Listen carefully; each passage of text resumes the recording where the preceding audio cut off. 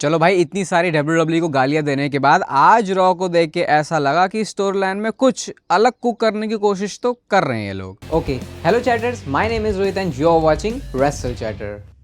तो इस वीडियो में आज रिव्यू करने वाले हैं मंडे नाइट रॉ के एपिसोड को एंड लेट्स सी आज शो से हम गधे हैं वाले कितने मूवमेंट्स हमको देखने को मिलते हैं। तो सबसे पहले जो शो की स्टार्टिंग है वो होती है ऊसोस के साथ में रैंडमली, मतलब मैं जो आपको बोल रहा हूँ कि पहले मतलब ऐसा करना चाहिए तुमको कि एक हफ्ते जो शो को किक ऑफ कर रहा है वही फिर आगे भी करे, इसलिए नहीं कि तुम सेम बंदों को बार बार स्पॉट पर डालो, क्योंकि वो स्टोरी लाइन इंपॉर्टेंट होती है। लेकिन अब रैंडमली ऊसोस आ गए, अब हमें ठीक है आ गए तो हमें भी ईट करना है, लेकिन वो तो पॉल हेमन वहाँ पे थे। अब क्योंकि लाइव अगर आप अटेंडेंस में होते हो तो ईट करने का अलग मजा है, जिसमें मैंने रियाद में फील किया था, लेकिन टीवी पे बैठ के ये बहुत ज़्यादा बोरिंग होता है। तो पॉल हेमन आके कहते हैं लेडीज़ एंड जेंटलमैन, वो बोलते रहते हैं किसी ने म्यूज़िक कट नहीं किया, कहते हैं म्यूज़िक कट करो, मुझे कुछ इंपॉर्टेंट बात बोलनी है। और मैंने जैसे ही उस टाइम पे जब रैम पे विजन को खड़े हुए देखा, लोगन पॉल को देख के मैंने यही सोचा कि भाई ये बंदा कढ़ाई में डूब के आएगा, तेल की कढ़ाई में। मतलब इतना ज़्यादा उन्होंने अपनी बॉडी पे वो स्प्रे किया हुआ था जिससे बॉडी अच्छी डिफाइंड दिखती है। ये पता नहीं मैंने अननेसेसरी चीज़ क्यों ही नोटिस करी और क्यों ही बोली। अब लोगन पॉल बोलते हैं कि अरे अभी अभी मैं जो अपने $16 मिलियन का वो जो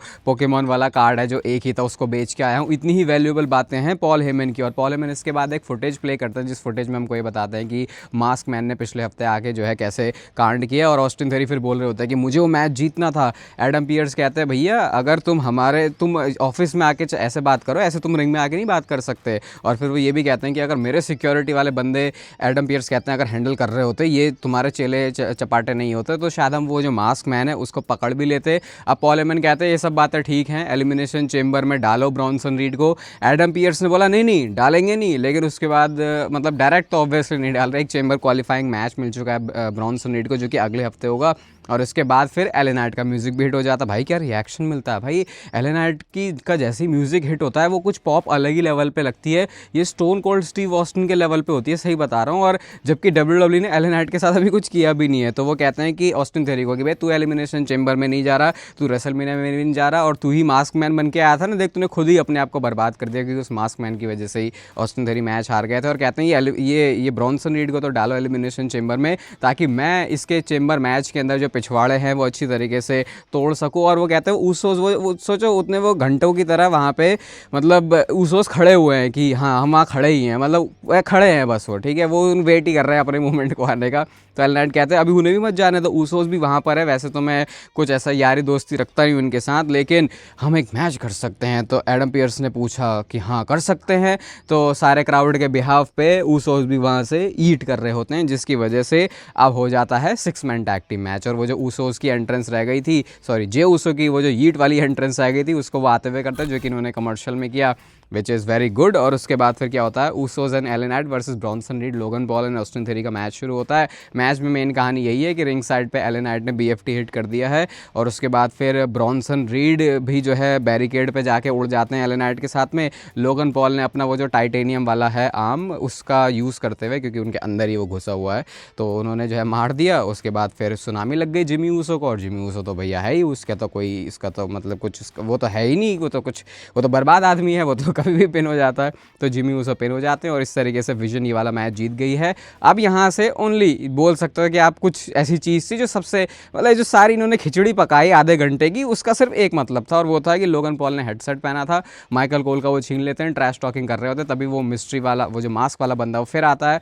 उसने फिर वो अनाउंसर डेस्क के ऊपर ही स्टॉम्प कर दिया। और उसके बाद वो फिर से वहाँ से जो है भाग जाता, निकल जाता। ब्रॉन्सन रीड और ऑस्टिन थेरी को चेस भी करते हैं, लेकिन ये कभी भी चेस कर नहीं सकते, क्योंकि पता नहीं शायद उसेन बोल्ट से भी ट्रेनिंग लेके आया है ये बंदा। तो ये था हमारे लिए गधे हैं मूवमेंट नंबर 1। क्यों अभी देखो ये इनका सिर्फ ये जो मतलब था कि ये इनको बस ये वाला एंगल दिखाना था जो मैंने अभी लास्ट में लोगन पॉल वाला बोला। बाकी हमको पता है तुम्हारे एडम पियर्स से तुम गुस्सा हो, वो स्टोरी प्रोग्रेस नहीं तुमने करी है, विजन आके वही सेम चीज़ करते रहते हैं। तो ये इनको ऐसा लगता है कि अब जो इनके पास मंडे नाइट रॉ के 2.5 घंटे हैं, उसमें से भाई ये घंटा हम यूज़ कैसे करें। पहले होता था कि टाइम कम पड़ता था, अब ये है कि भाई और इतना टाइम हमें मिल गया यार, हम इसे कैसे यूज़ करें। तो ये बुकिंग तो कुछ ऐसी ही थी। और अगर आप अभी इस बात से एग्री नहीं करते तो वेट, अभी हम गधे मूवमेंट 2 आने वाला है जो कि इस विजन से ही है, तो अभी उसके बारे में थोड़ी देर में बात करेंगे। नेक्स्ट मैच आता है बेली वर्सेस नैटी वर्सेस आस्का के बीच में। आस्का ने अपने सबमिशन लॉक के साथ, आस्का लॉक के साथ ही मैच जीत लिया है और उन्होंने क्वालिफाई कर लिया है। और मैक्सिन ने भी आके जो नैटी हैं उनको रैम के ऊपर बजाया है। तो नैटी का कैरेक्टर थोड़ा सीरियस दिखाने की कोशिश कर रहे हैं, मैक्सिन को इन्होंने थोड़ा सा एलिवेट किया पिछले कुछ हफ्तों में। देखते हैं नैटी और मैक्सिन वाली जो स्टोरी है वो आगे कैसे जाती है। इसके बाद बैक स्टेज से सेगमेंट था ओबा फेमी और एडम पियर्स का, और मुझे तो ऐसा लग रहा था कि शायद स्मैकडाउन का कॉन्ट्रैक्ट बस मिल ही गया है ओबा फेमी को, लेकिन एडम पियर्स कहते हैं कि नहीं नहीं भाई, ये हमारा भी ऑफर है, इस ऑफर को भी तुम देखो, ये स्मैकडाउन वाले ऑफर से बेटर है। और जब ओबा फेमी वहाँ से जा रहे होते हैं उस कॉन्ट्रैक्ट को लेके, तभी वहाँ पे रूसेव खड़े होते हैं। भाई साहब रूसेव, तुम्हारे दिन वैसे ही अच्छे नहीं चल रहे हैं, तुम अपने ज़माने के एक मॉन्स्टर बंदे हुआ करते थे, इस ओबा फेमी के लपेटे में मत आओ, बहुत बुरे लपेटे जाओगे। तुम्हारी फील्डिंग तो ऐसा लग रहा है ऑलरेडी सेट हो चुकी है यहाँ पे। और अगर रूसेव मंडे नाइट रॉ पर हैं तो क्या वो तो अगेन, लेकिन हम कुछ कह नहीं सकते क्योंकि WWE जब चाहे किधर पे भी स्विच कर सकती है, तो ऐसे बहुत कुछ मतलब निकालेंगे नहीं। और सामने अगर आप चश्मे में देखने की कोशिश कर रहे हो कि आगे क्या है, तो यहाँ पे एक साइकिल है, यहाँ पे एक साइकिल है। ये साइकिल अभी ऊपर हुई पड़ी है, नीचे स्पेस कम होने की वजह से। तो मैंने खुद ही बता दिया इससे पहले कि कोई कॉमेंट करे। इसके बाद नेक्स्ट हमको बैक स्टेज से सेगमेंट दिखता है लिव मॉर्गन का, जहाँ पे उनका सिट डाउन इंटरव्यू होता है माइकल कोल के साथ, और बड़े ही प्यार से डोमिनिक मिस्टीरियो आते हैं। लिव मॉर्गन को आप जरा देखना, जब वो डोमिनिक मिस्टीरियो के अराउंड होती हैं, उनकी वाइब भी पूरी अलग है। वो तितली बटरफ्लाई वाली जो इमोजी है वो परफेक्टली सूट करती है फिर लिव मॉर्गन के ऊपर। और उनसे पूछते हैं कि किसे पिक करोगे तुम अपने रेसलमेनिया में अपोनेंट, कुछ ज़्यादा बताया नहीं लिव मॉर्गन ने। उससे पहले ही स्टेफनी वकैर आ जाती हैं, और मेरे को ये थोड़ा सेगमेंट वियर्ड और ऑकवर्ड लगा क्योंकि सारी बातें स्पेनिश में हो रही हैं और बड़ी इंटेंस हो रही हैं। या तो आई थिंक जैसे लहजा होता है ना बोलने का, इंग्लिश में थोड़ा अलग होता है, हिंदी में अलग होता है, तो वो स्पेनिश वाला लहजा अलग है। और आई थिंक स्पेनिश में जब बात करते लोग इसी तरीके से करते हैं, तो मेरे समझ में भी नहीं आया, मेरे को थोड़ा वो ऑकवर्ड भी लगा। बट जो भी है, एट द एंड कंक्लूजन ये निकलता है कि ऐसी बातें बोल दी है स्टेफनी वकैर ने लिव मॉर्गन को कि बेचारी लिव मॉर्गन को तो वो रोने लग गई। वो मीम भी ने रुला दिया ना बेचारी को, तो बस वैसा ही वाला हिसाब किताब हुआ है लिव मॉर्गन के साथ। वो रोने लग जाती है, उसके बाद उनको जजमेंट डे वाले बंदे संभाले रहे कि नहीं नहीं कोई बात नहीं। तो पता नहीं ऐसा अलग से बिहेवियर WWE क्यों दिखा रहे लिव मॉर्गन का, लेकिन जैसे कर रहे हैं आई थिंक लिव मॉर्गन और स्टेफनी वकैर की ही जो स्टोरी लाइन है वो होने वाली है, जिसका मतलब कि शायद ये मैच होगा रेसलमेनिया में चैंपियनशिप के लिए। इसके बाद नेक्स्ट आते हैं शो पर the best in the world CM पंक, और उनके आते ही क्राउड का रिएक्शन बहुत तगड़ा होता है। मुझे कई बार ऐसे भी लग रहा है कि शायद क्राउड को भी कभी कभी थोड़ा कम रिएक्ट करना चाहिए, ताकि WWE को समझ में तो आए, शोज़ पर कम जाना शुरू करना चाहिए, ताकि उन्हें समझ में तो आए कि इन्हें बहुत अच्छा खासा इंप्रूव करने की ज़रूरत है। तो रिंग में आते हैं और वो कहते हैं कि एडम पियर्स मेरे को बोल रहा है कि मैं जो रेसलमेनिया का मैच है उसको खतरे में डाल रहा हूँ। मैं खतरे में नहीं डाल रहा, मैं बेस्ट इन द वर्ल्ड हूँ, मैं इसको बेटर कर रहा हूँ। और फिर वो एक्सप्लेन करते हैं कि तुम सारे लोग एक फाइटिंग चैंपियन डिजर्व करते हो, बैलर एक टाइटल शॉट डिजर्व करता है, और वो डिजर्व नहीं करता, वो उसने अर्न किया है क्योंकि मेरे को उसके पिछवाड़े तोड़ने जो उसने काम किया है। और उसके बाद वो कहते हैं कि I am the best in the world, ये रोमन रेंस नहीं है बेस्ट इन द वर्ल्ड, क्योंकि अभी उनका मैच होने वाला रेसलमेनिया फिन बैलर नहीं है। और उसके बाद ही फिन बैलर का म्यूजिक हिट हुआ, और ये फिन बैलर का वही ओजी वाला जो म्यूजिक है वो हमको सुनने को मिलता है। तो फिन बैलर आते हैं और वो अकेले नहीं आए थे, उनके साथ डोमिनिक मिस्टीरियो और जो जेडी मैकडोना है वो दोनों थे। और भाई मैं एक बात कहना चाहूँगा, मुझे लगता है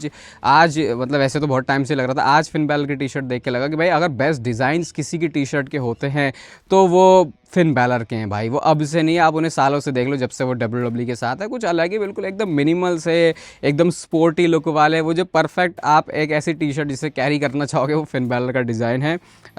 ये तो मेरा एक थॉट था उसके ऊपर, बस बता दिया। अब इसके बाद ये सारे लोग जो है घेरा बना रहे होते हैं CM पंक का कि अब जैसे इन्हें मारने वाले हैं, तो फिन बैलर कहते हैं रिलैक्स भैया, हम कुछ नहीं करने वाले। वो कहते हैं कि मैं यहाँ पे एक चीज़ क्लियर करने के लिए आया हूँ, टू बी द बेस्ट तुम्हें क्या क्या करना होता है। तो पहले उन्होंने ओवर किया पीछे जेडी मैकडोना को, उसके बाद डोमिनिक मिस्टीरियो को, और कहते हैं टू बी द बेस्ट तुम्हें मंडे नाइट रॉ पर अपनी फर्स्ट नाइट पर रोमन रेंस को हराना होता है, क्योंकि ये काम किया है। अगर आप उस ज़माने से WWE के फ़ैन हो, अब तो भाई वो भी एक ज़माना लगता है जब फिन बैलर आए थे और यूनिवर्सल चैंपियनशिप के लिए पूरा टूर्नामेंट चल रहा था, पहला चैंपियन बनना था, और उस टाइम पे रोमन रेंस को हराया था फिन बैलर ने। तो वो कहते हैं कि जो बेस्ट इन द वर्ल्ड है वो तुम्हारे सामने खड़ा है, मैं तुझे चेंबर में हरा दूंगा ना, तो हाँ ये जो मैच है वो डेंजर में नहीं है, मैं real best in the world तो मैं हूँ जो कि इसे बेटर बना रहा है। पंक ने इन सारी बातों को इग्नोर करके बोला, सबसे पहले तो वो कहते हैं ये तो गधे क्या कर रहे तेरे साथ, I know who you are. और उसके बाद उन्होंने सेंटेंस चेंज करके बोला I know who you were, क्योंकि अब तो तू वैसे बिहेव ही नहीं करता, सब कुछ तूने खुद किया, लेकिन अब ये कौन बंदे हैं, तेरा तो बहुत मतलब बनता था पहले, लेकिन अब तो ये जो जजमेंट डे है इसमें फंसा पड़ा है। डोमिनिक की तरफ देख, इसके पास 2 टाइटल है, गधा आदमी कभी इसे डिफेंड नहीं करता। फिर जेडी मैकडोना के ऊपर उन्होंने ये बोल दिया कि इसका तो गर्दन ही इतनी बड़ी है कि इसको तो मूव करने में, रिंग में आने में ही प्रॉब्लम होती है। जिसके बाद लोगों ने वॉबल हेड के चैंट करना शुरू कर दिया। आई डोंट नो इसका कितना मतलब मतलब ये कितना सही है। फिर तो आप फैट और स्लिम और थिन ऐसे जोक्स भी क्रैक करो, फिर आपके लिए वो भी नॉर्मल होने चाहिए, क्योंकि भाई मतलब आप किसी की बॉडी अपीयरेंस के ऊपर मतलब मैं ये नहीं कह रहा मैं सेंसिटिव हूँ, मुझे इस बात का फ़र्क पड़ा है, लेकिन WWE के हिसाब से मैं कह रहा हूँ। तो पता नहीं ये वाला जोक कैसे ओके है WWE वर्ल्ड में, जबकि आप फैट और ऐसे वाले जो जोक्स है वो उतने नहीं मार सकते। अब इसके बाद क्या होता है, हाँ पॉल हेमन के ऊपर मार सकते हो, वो तो मारते रहते हैं उनके ऊपर। तो CM पंक फिर उसके बाद ना ऐसे उल्टे होके खड़े हो जाते हैं, ऐसे उल्टे होके, अगर प्रिंट भी दिख जाए तो ऐसे उल्टे होके वो खड़े हो जाते हैं और कहते हैं कि ले भैया तुम मेरे पीछे मार सकते हो, अटैक कर सकते हो।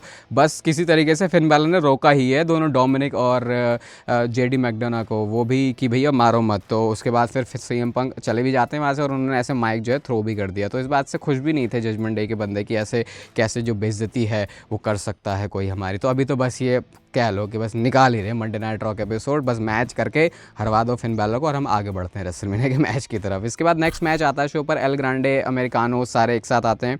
ये पेंटा के अगेंस्ट में था, वो नकली वाले एल ग्रांडे अमेरिकानो का, और इस मैच में OG एल ग्रांडे अमेरिकानो आ जाता है, जिसकी वजह से डिस्ट्रैक्शन हो गई। और भाई स्प्रिंग बोर्ड मैक्सिकन डिस्ट्रॉयर जो पेंटा ने आज खींच के मारा है। आई थिंक रेसलिंग मैचेस पेंटा बहुत तगड़े देते हैं, बस एक ऐसा सेगमेंट रख दो 5 मिनट का कि बंदा आके अच्छी रेसलिंग करेगा, क्योंकि कैरेक्टर के ऊपर तो कुछ WWE ने काम किया नहीं है। वो सोचो पेंटा की क्या हाइप थी जब वो आया था बंदा, लेकिन WWE ने उसके ऊपर भी कैपिटलाइज नहीं किया। अब इसके बाद क्या होता है, रिंग में असली और नकली दोनों एल ग्रांडे लड़ रहे होते हैं। सुप्लेक्स भी मार दिया है हमारे असली वाले एल ग्रांडे ने, जो कि शायद बता रहा है कि इसके पीछे तो सही में चैट गेबल ही है, जिसे हमें तो पता ही नहीं है।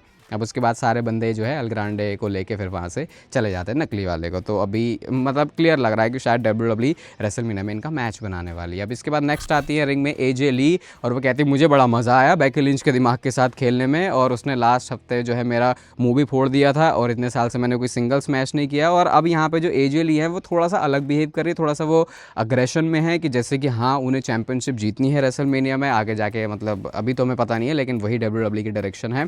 उसके बाद वो कहती हैं कि मैं बहुत सारे लोगों से फाइट करना चाहते हैं, वुमेंस रोस्टर की सारे बड़े बड़े नाम उन्होंने ले लिए, और कहते हैं कि, और वो कहते हैं कि मुझे नहीं पता कि बेकी लिंच को मेरे पे गुस्सा क्यों आ रहा है, इसीलिए कि मैं ज़्यादा पॉपुलर हूँ, तुम लोग मुझे पसंद करते हो, मेरी जो मर्चेंडाइज है वो बेटर करती है। लेकिन एक चीज़ तो कहनी पड़ेगी मुझे, ऐसा AJ ली कहती है कि अगर बेकी लिंच ना होती तो ये जो टाइटल रन मेरा शुरू होने वाला है उस वाले मिक्स में मैं आती भी नहीं। और वो बेकी बूबू करके उनको कॉल करती, कहते चल बाहर निकल के आ जा। बेकी लिंच आती है, और भाई क्या कैरेक्टर है यार बेकी लिंच का, कंफ्यूज्ड है बेकी लिंच, और कहती है कि तेरे को क्या लगता है कि तेरा टाइटल रन होने वाला है? अबे शिकागो में जब हम दोनों का मैच होगा मैं तुझे सेंड ऑफ करने वाली हूँ, मैं तुझे रिटायर करने वाली हूँ तेरे ही लोगों के सामने।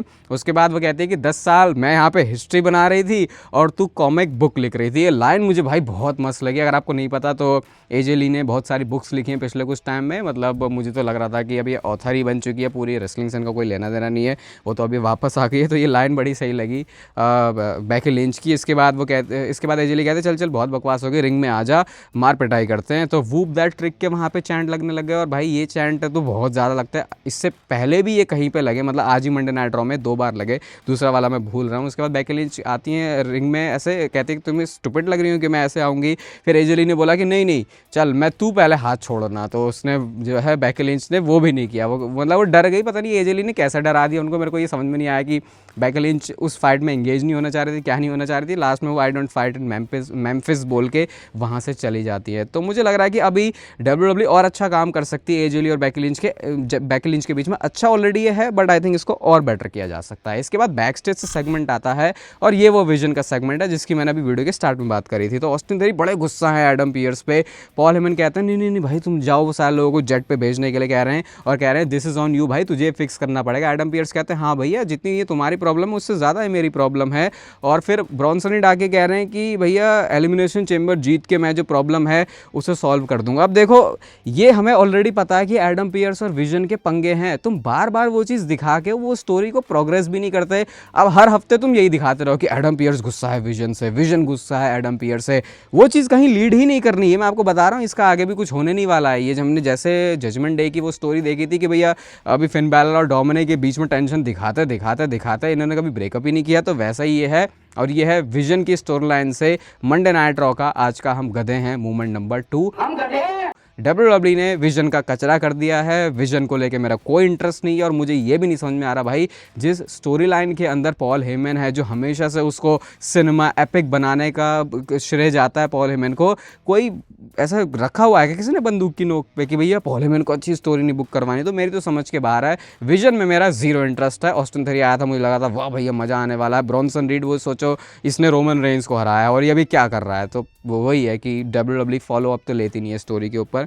तो मेरे को तो विजन की मतलब विजन तो हटा ही दो मंडे नाइट रॉ से, वो ज़्यादा बेटर रहेगा।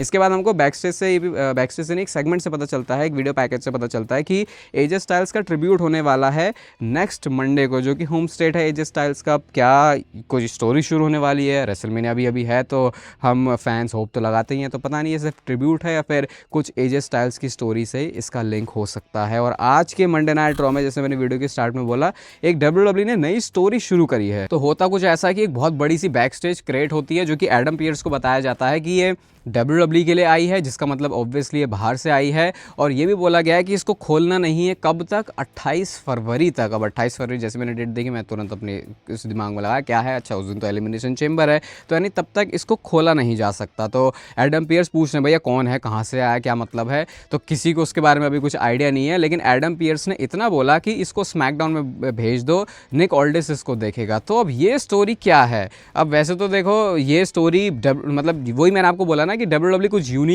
यूनिक सोचे। यहाँ पे ऐसा लग रहा है कि WWE ने कुछ यूनिक सोचने का काम किया है, क्योंकि अब ऑब्वियसली फैंस एक्साइटेड हैं देखने के लिए कि वो क्रेट के अंदर क्या है।